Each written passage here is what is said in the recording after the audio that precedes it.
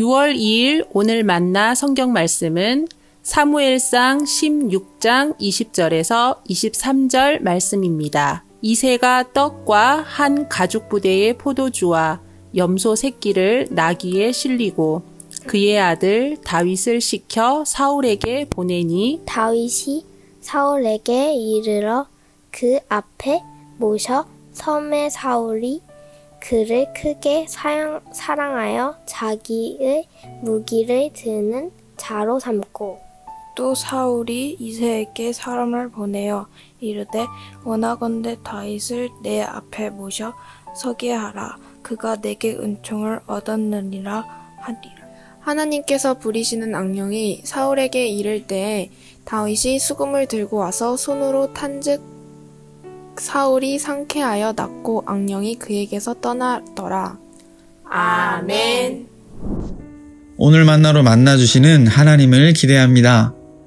하나님의 말씀을 온전하게 순종하지 않았던 사울을 향해 하나님께서는 당신이 사울을 왕으로 세운 것을 후회한다 하시며 3번이나 말씀하셨습니다. 이스라엘의 새로운 왕을 세우시겠다는 하나님의 의중이기도 했습니다. 하나님께서는 사무엘 선지자를 통해 시골 베들레헴에 있었던 이새의 막내 아들 목동 다윗에게 기름을 부어 다윗을 비밀리에 왕으로 지명하여 부르십니다. 마침 그때 궁중에 있었던 사울은 하나님께서 부리시는 악령에 시달려 번뇌하고 있었습니다.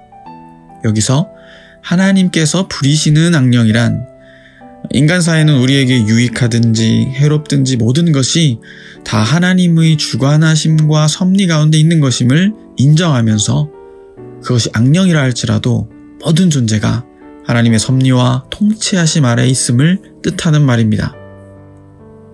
악령에 시달려 번뇌하고 있었던 사울에게 궁중의 신하들이 수금을 잘 타는 악사를 구하여 소위 음악 치료해 볼 것을 제안합니다.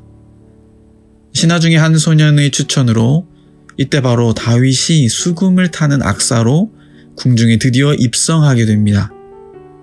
사람의 입장에서 보면 그저 운이 억세게 좋았던 다윗이라고 말할 수 있겠지만 하나님 편에서는 이 하나하나 모두가 다 당신의 섭리였고 인도하심이었습니다.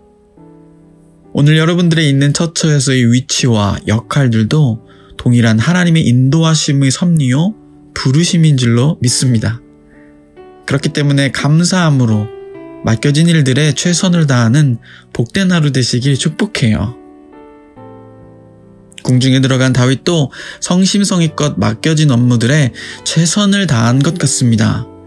사울이 이러한 다윗을 굉장히 좋게 보았습니다. 오늘 본문에서 성경은 사울이 다윗을 크게 사랑했다라고 기록할 정도입니다. 먼저는 수금을 타는 악사로 채용되었던 다윗이었는데 이제는 신뢰할 만한 성실과 정직을 인정받아 사울의 무기 드는 자로도 보직을 맡게 되었습니다. 일이 이쯤 되자 사울이 이제는 베들레헴에 있는 다윗의 아버지 이새에게 정식으로 요청합니다. 아들 다윗을 비정규직에서 정규직으로 궁중에 채용하고 싶으니 허락해달라는 요청을 합니다. 우리 광성 식구들 어딜 가나 성실과 정직을 인정받아 다윗이 사울에게 큰 은총을 입었듯이 계신 곳에서 동일한 은총의 옷 입으시는 성도님들 되시길 축복합니다. 오늘 본문 마지막 절에 보면 다윗은 궁중에서 본연의 임무를 탁월하게 잘 수행해냅니다. 수금을 타면서 왕의 번뇌하며 아파하는 심령을 위로하며 회복케 하는 음악 치료를 수행합니다. 23절 말씀이죠. 하나님께서 부리시는 악령이 사울에게 이를 때에 다윗이 수금을 들고 와서 손으로 탄즉 사울이 상쾌하여 낫고 악령이 그에게서 떠나더라. 우리 성도님들이 각자 계신 곳에서 이런 역할 잘 감당해내는 하나님 나라 대사가 다 되시면 좋겠습니다. 피곤에 찌들려 참된 회복이 필요한 이 약한 세대에 상쾌한 힐링을 선사하는 예수 그리스도의 메신저 다 되시면 참 좋겠습니다. 그런데 여러분, 이 능력의 비밀이 어디에 있을까요? 저는 다윗이 수금을 탈 때 그저 자신의 출중한 음악적 재능 뽐내고 자랑하는 수준의 악사로 그 시간을 채우지 않았을 거라 확신합니다. 왜냐하면 시편 말씀 중에 이런 말씀이 있거든요. 시편 49편 4절 말씀. 내가 비유에 내 귀를 기울이고 수금으로 나의 오묘한 말을 풀리로다. 네, 이스라엘 백성들은 수금을 탈 때 그냥 생각 없이 연주하지 않았습니다. 22개의 현으로 이루어진 수금은 각 현에 히브리어 알파벳 22개가 각각 매칭되어 있었습니다. 그래서 예를 들어서 알렙, 헤이, 베트, 헤이 현을 연주하면 이것은 히브리 말로 아하바, 즉 하나님의 사랑을 의미했습니다.